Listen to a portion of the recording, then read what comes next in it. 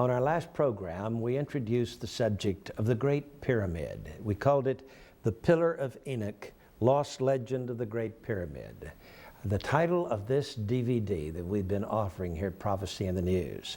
And we want to talk with Ken Klein, the man who produced this tremendous video, again on today's Prophecy in the News. Gary Stearman is here, Ken Klein is here. Gary, we've got a lot to talk about. Well, indeed we do. And JR, the subject matter in The Pillar of Enoch, this DVD, has long been of great interest to both of us. And it's a pleasure to have Ken Klein with us today. Ken, welcome to Prophecy in the News. Let's talk about the Great Pyramid, which most people believe is a tomb. There's this man commonly known as Cheops. Now, that's the term that's you see in common publications, and everybody believes it's his tomb. Let's talk about that.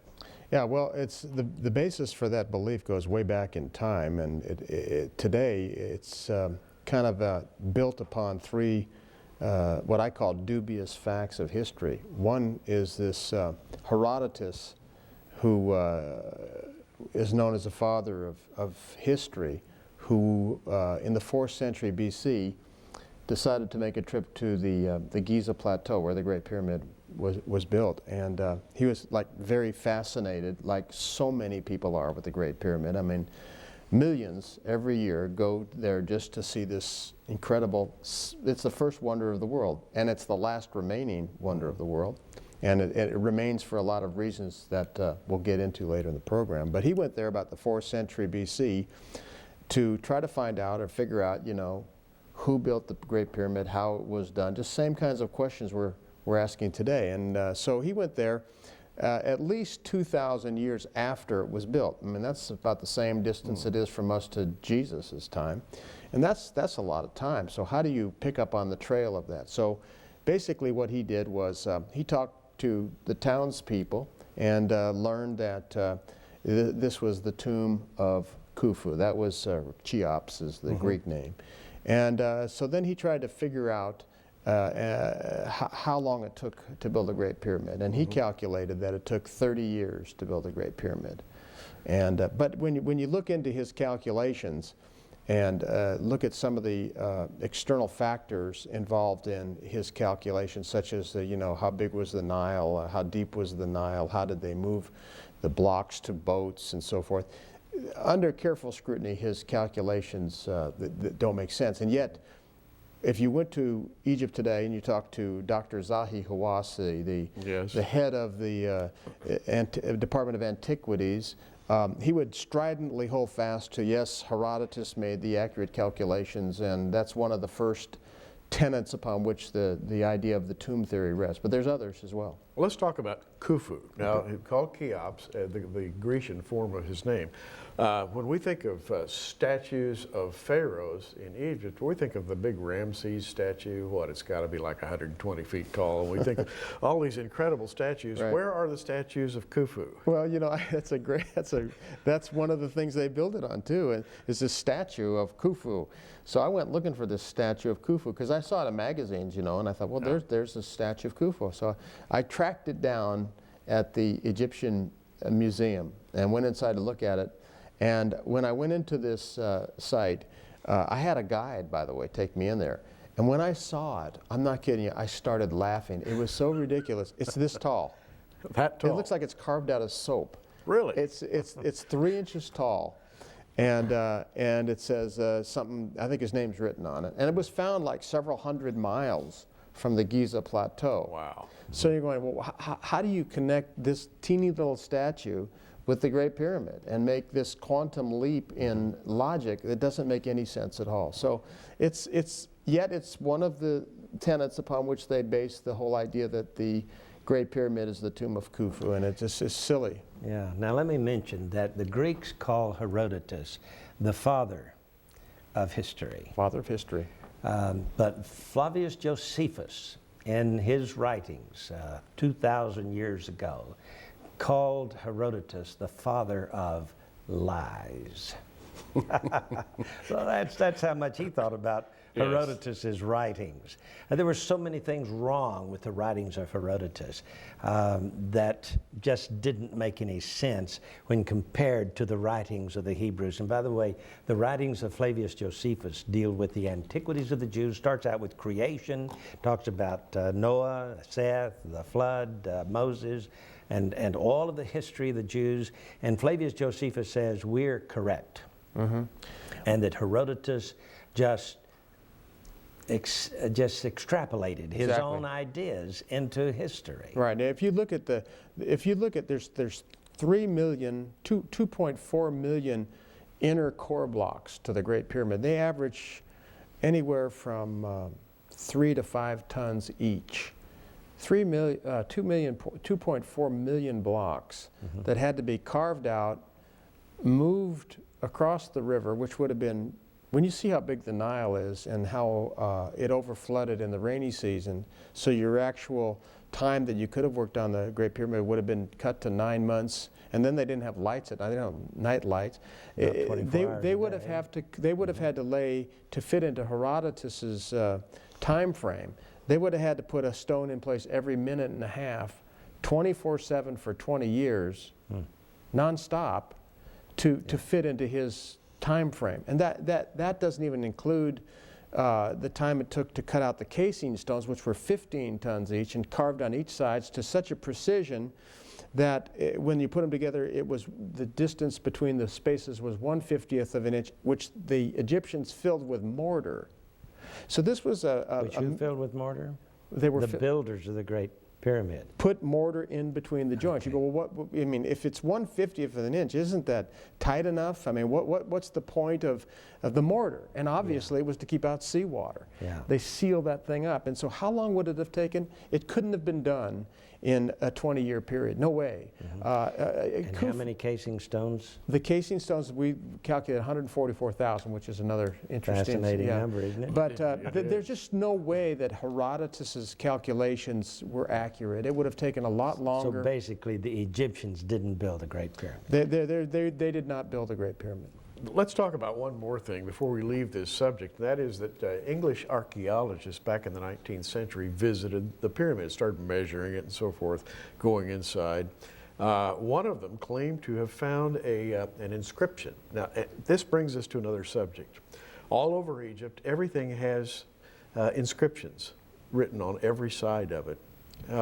But the Great Pyramid is notably free of any form of inscription except for one red ochre inscription that was found by a man named Howard Weiss, and he claimed to have found the name Kufu, and you mentioned this in your video. Well, anybody that's studied this carefully has come to the conclusion that he was a fraud, that he was looking for a way to fund his expeditions. He was running out of money. He was in a race with this other fellow at the time, and he thought to himself, what could be of more significance than the authorship of the Great Pyramid? And so we know that he dynamited his way into the upper, there's chambers above the king chamber. They're relieving chambers, and there's 5 of them. And so first of all, no sensible archaeologist would use dynamite. Have you ever heard of an archaeologist using dynamite to discover anything? They used toothbrushes and toothpicks not to he dynamited his way into these upper chambers, and he was the only one in there that we know. And strangely, in a strange place, not written well, is the name Kuti, not even Kufu. And of course, this is one of the evidences that Dr. Hawass and the Egyptologists and the traditionalists use as one of the tenets, one of the 3 tenets upon which they build their tomb theory. It's a fraud, and yet it perpetuates to this day. And they protect that dogma. That's why I had to go in there secretly with spy cameras and do all my work underneath the radar, so to speak, to get it done. But most of the world believes that the Great Pyramid is the tomb of Khufu, Cheops, but the fact of the matter is the things upon which this theory rests is all false. Now, let me ask you a question about this Khufu. There is a stele called the inventory stele. Tell us about how you found it and what it says about the builder of the Great Pyramid. The inventory, I call it the Stele.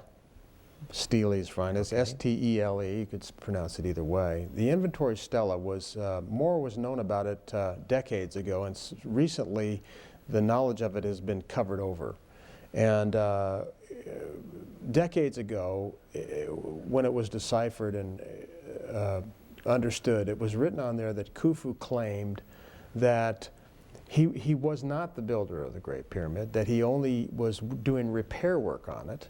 Mm-hmm. And that not only was he doing repair work on the Great Pyramid, he was doing repair work on the Sphinx, and that he actually only built 3 smaller pyramids, which would have been pyramids to the southwest of the Menkerios pyramid, which there's 3 great pyramids on the Giza plateau, but there's 3 small pyramids next to the Menkerios. He claimed to have built those for his family members, and they're all in disrepair compared to the other ones. Yes.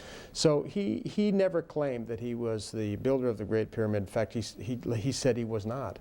So we have this Stele, but now I went looking for this. I went, well, this is really important. To find this Stele and to have the world be able to see it would be proof that this was not built by the Egyptians.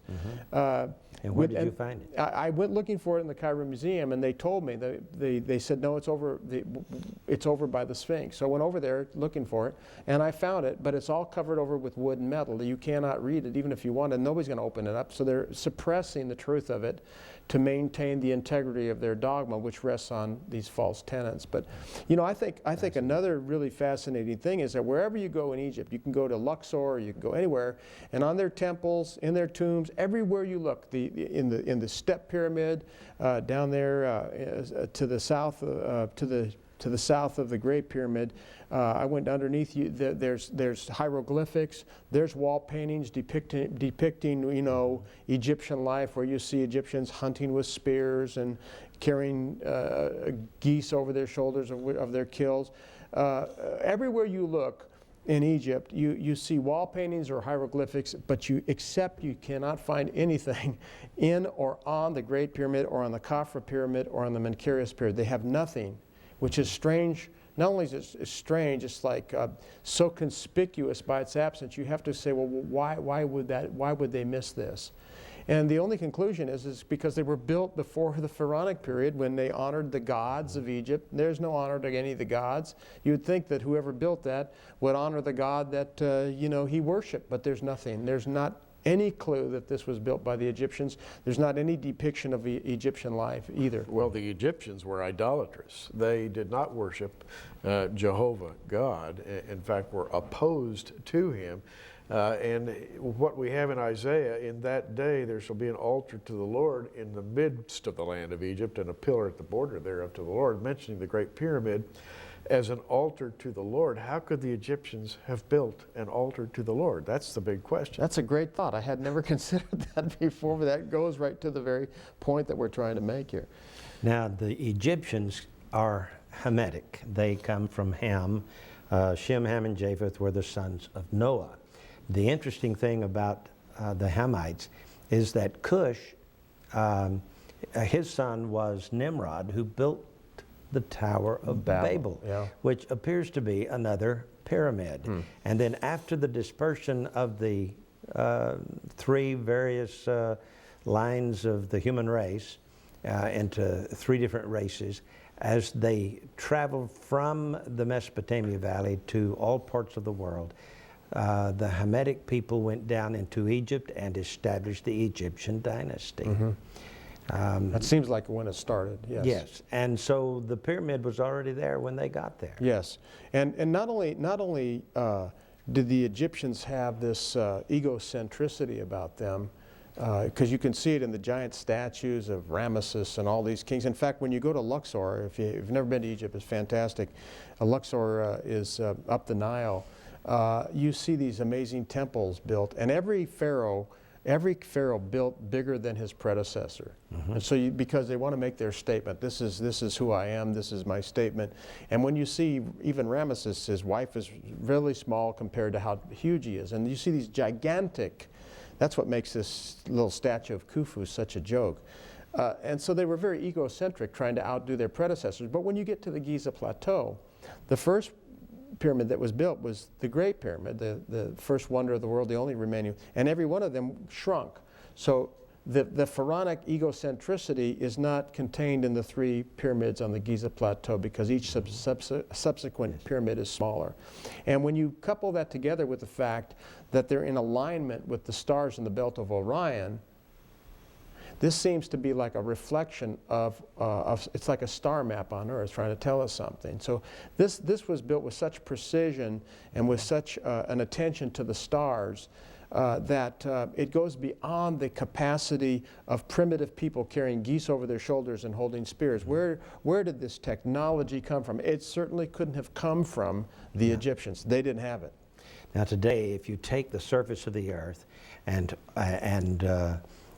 take all of the mountains and figure up the highest mountain and the lowest valley, and then you put it all down into a mean altitude, that is an average altitude of the planet, it would be exactly the height of the Great Pyramid. That's correct. So the Great Pyramid was built to the height of the average mean altitude of the Earth, of the entire Earth. Now that is a technology that just is beyond the capability of ancient Egyptians. Well, not only that, but they had to be the greatest land surveyors ever, because they actually built the Great Pyramid exactly in the center of the Earth in relationship to the land mass. They didn't have ships to travel the ocean to draw maps. They didn't have satellite pictures. They did this without a compass. to be able to, not only that, they built it on probably the only place that would maintain the weight of that, which was a solid granite plateau. And it's right at the center of the crescent of the Nile. So to be placed in this spot where it was, for all that criteria to come into play, could only been done at the Giza Plateau, and they found it. How did they find that if it wasn't from some kind of supernatural intelligence telling them where to build it? Most likely, this is the foundation stone of the earth that was spoken to Job. Where were you when I built the foundation stone of the earth? A prophecy that points to the Almighty. Yeah. And it was built in the only place that it could have been built. Now when Moses built the tabernacle, God said, build it according to this pattern, and God gave him the pattern to build the tabernacle. When Noah built the boat, I'm confident that God gave him the plans. Exactly. To build the ship to save the world. Well, whoever built the Great Pyramid, and most likely the sons of Seth, Enoch, the 7th generation from Adam, the considered builder of the Great Pyramid, 7th generation, when he built this thing, he also got plans from God. That's my point. Yeah, well, and it says that Enoch walked with God, and he was not, for God took him. But what's interesting about that word God that we get in our modern translations is the word Elohim. And Elohim is the plural of Eloah. Eloah is only mentioned one time in all the Bible. It's most likely where the Arabs got the name Allah from, was from Eloah. We think that's the case. But Elohim is the plural of the Almighty. So Enoch walked with Elohim. Enoch walked with angels. And it was angels that came in, according to 1 Chronicles 28:18, in ships, which is fascinating. Yeah.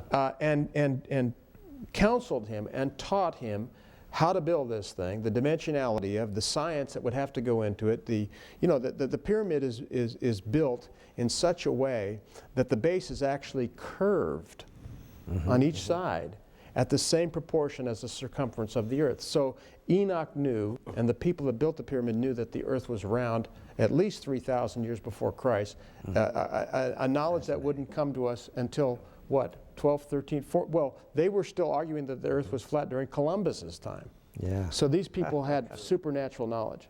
Yes, Ken, I wanted to get into the subject of mathematics. Entire books have been written about the mathematics of the Great Pyramid. And for literally millennia, mathematicians chased the value of pi, that is squaring the circle, to find the area or the circumference of a circle. And they searched for this transcendental number that would do the conversion. which we think of as 3.1415. 1519 or 17. It goes out actually infinitely. Yeah, exactly. It's a transcendental number. It's called a transcendental number because it comes to no discernible end. Right. This number is engraved in virtually every block of the Great Pyramid. It's just part of the pyramid, right? Yeah, they not only did they know pi, they knew phi, which is another esoteric number. So these people were masters at knowing universal equations and mathematics that when you think about that, I mean, I barely can wrap my mind around it. Yeah. I didn't do too good in physics and geometry in school. I was more interested in football, but Yes. but it's a very amazing thing that thousands of years before Christ, these people had mastered these equations and numbers and actually integrated that into the building of the Great Pyramid. So the Great Pyramid is actually squared to the earth in such a way that it's been able to withstand the ravages of time and earthquakes, and still today is a prophecy that we're just beginning to understand. Well, the calculations, for example, the distance from the equator to the pole, the distance from the Earth to the sun, all kinds of calculations. How could anyone have known these things? And brought it all into this and built it into stone. Right.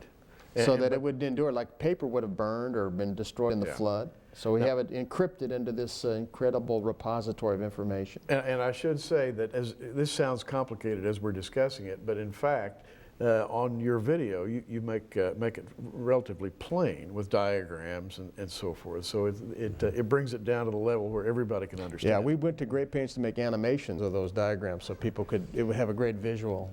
Tell us about the ball and sockets. Oh, that's another thing that's remarkable. The Great Pyramid is built in an earthquake zone.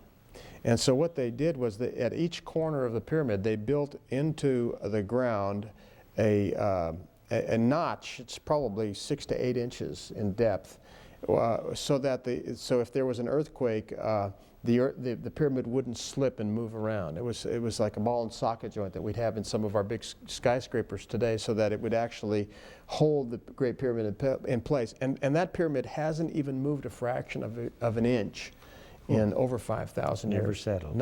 It's never settled even a fraction of an inch. And from one side, I've got a driveway made with concrete, and it's cracked all to pieces. So.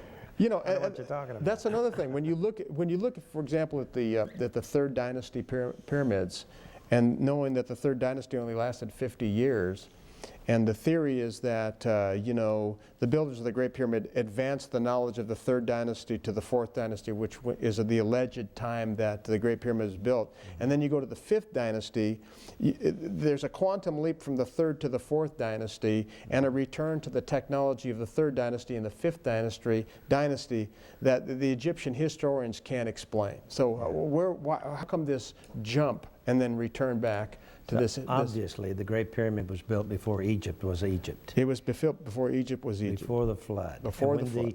When the people got there and established the Egyptian culture, then they started trying to build more pyramids. Copies. And they were very, very poor. Inferior. They just tried to make copies of it, and somehow it became their religious idolatrous worship was pyramids. So this is an amazing thing. It came from the pyramid, came from the sky, the Great Pyramid. I'd like to point out one thing as we approach the end of our broadcast today. Isaiah 19:20, referring to this Great Pyramid, says, "And it shall be for a sign and for a witness unto the Lord in the land of Egypt." So this thing is not a pagan tower of some kind. It's a sign and a witness to the Lord. I like that idea. No, it says Lord of hosts. Thank you. It Angels. does. Angels. Well, I just want to thank Ken Klein and say that this is exciting for me. We're going to continue our studies. I know that you're studying even now to do another video. Yes, that's true. Thanks for being here. Well, Gary and JR, thanks for having me on the program. This is J.R. Church and Gary Stearman. Until next time, keep looking up.